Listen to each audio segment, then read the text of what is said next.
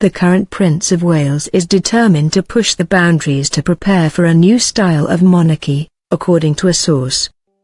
But no matter how groundbreaking for a royal his projects may be, Prince Charles had a famous predecessor who also had planned to carry out major changes in the House of Windsor, Edward VIII.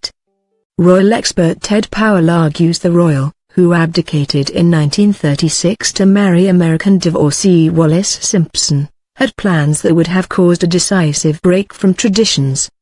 UK, when Edward came to the throne, he promised a decisive break with the cautious traditionalism of his father George VCO, the author of King Edward VIII, An American Life told Express. He consciously sought to carry on the informal, democratic approach to his royal duties which he had developed as Prince of Wales.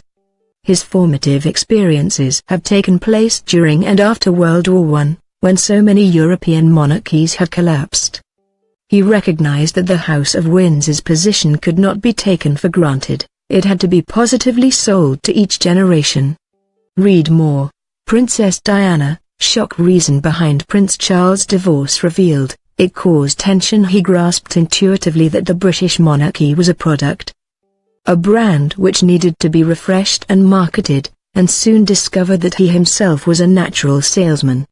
As part of the rebranding process, he believed that the crown needed to modernize if it was to survive as a relevant institution, rather than an historical relic, in 20th century Britain. In a similar way, Prince Charles has called for a reorganization to adapt the Windsors to the changes that came with the 21st century. The Prince of Wales shocked the royals when he called for a slimmed-down monarchy, which would take away titles from the members of the family too far down the succession line to ever be crowned.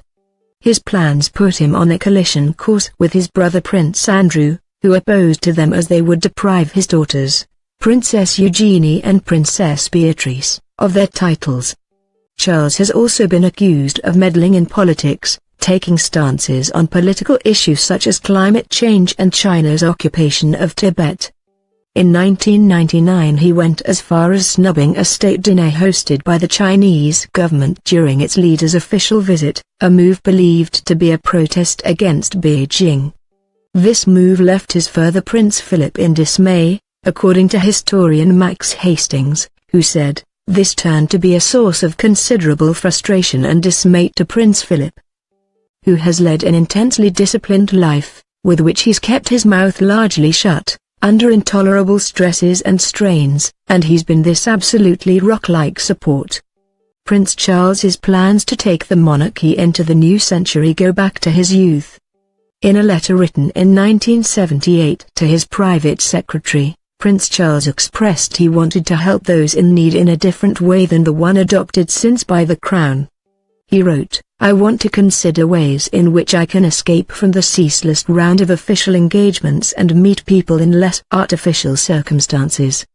And he even declared his desire to visit immigrant areas, in a bid to use his fame and influence to shed a light on their issues.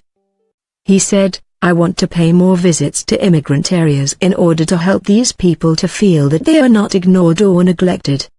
Between the 1980s and the 1990s Prince Charles did get involved with helping communities in inner cities, visiting troubled neighborhoods in London and participating to campaigns against knife crime.